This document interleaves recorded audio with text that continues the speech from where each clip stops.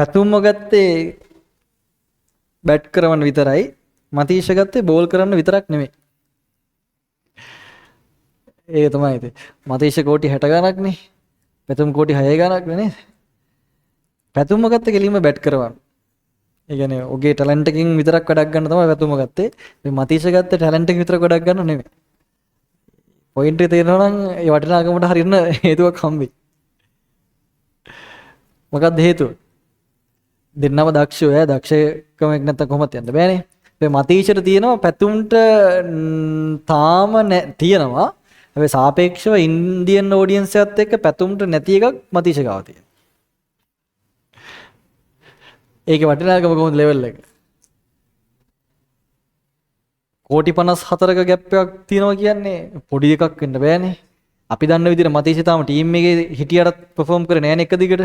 මතීෂ තාම අපිට තේරෙන විදිහට ඇයි ටීම් එකෙත් නැතුව IPL එකේ කෝටි 60ක් දීලා ගන්නවා කියලා කන තියෙන්නේ. ඇයි හේතුව? මොකක්ද හේතුව? මාකටිං පුතා. මාකටිං IPL කියන්නේ මොකද්ද? සල්ලි පුතා සල්ලි. ඔය IPL එක දාන එක බෝල් එක වටිනාකම කීයක් වෙනවද දන්නවද? ඔය එක දාන බෝල් එකට දැන් හිතන්නකෝ 11 වෙනි ඕවරේ පළවෙනි බෝලෙට කට්ටිය ලන්සු තියෙනවා. මෙච්චරයි. මේ බෝලේ මෙහෙම එකක් වෙයි. වගේ හෙන්නම ලන්සු තියෙන. ඒතකොට ජනප්‍රියනේ මතීෂ කියන්නේ ඉන්දියාව වෙනම බේස් එකක් ඉන්නවා. ධෝනිත් එක්ක හැදුවා වෙනම තැන. ධෝනිගේ පුතා වගේනේ නිකන් හැදුවේ මාර්තනකට ගෙනාවනේ. ඒකත් එක්ක පොරට තියෙනවා වෙනම බේස් එකක් ෆෑන් බේස් එකක් ඉන්දියාවේ මතීෂට. ඩයි හાર્ඩ් ෆෑන්ස්ලා සෙට් එකක් ඉන්න. ඒක යූස් කරනවා. ටීම් එකටම එලියක් වගේ මතීෂ ඉන්නවා කියන්නේ. ඌ සෙල්ලම් කරන්න ඕනේ නැහැ. ඌ විකට් ගන්න ඕනේ නැහැ. ඌගේ වෙන්න ඕන වෙන දෙයක් තියෙන එක වෙනවා. ඒක IPL කියන ක්‍රිකට්ම නෙමෙයි. සල්ලි. දැන් අපි හිතුවට IPL එකේ අවසානටම ඉන්න ටීම් වල 8 වෙනියා කියන්නකෝ.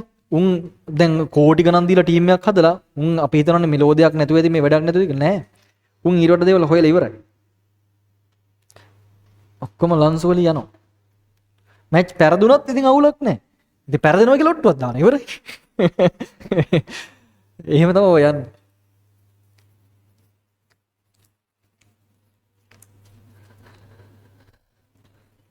හරිද මේක ඉවරයි පොඩි ගානක් නේ. ඒ දීලා තියෙන පරාසයට උත්තරට ලියන්න. මේක හදන්න ඇත්තටම කාලයක් දෙන්න ඕනේ නැහැ. මේක කොස් වල 6යි තීට සමානයි භාගය කියලා ගත්තා නම් උත්තරේ අතේ. දැන් අතේ.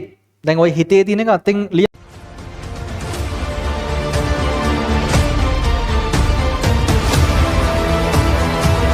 අද්විතීය සංයුක්ත ගණිතයේ ගවේෂණාත්මක සංනාමය මදුෂාන් නිරංජන්.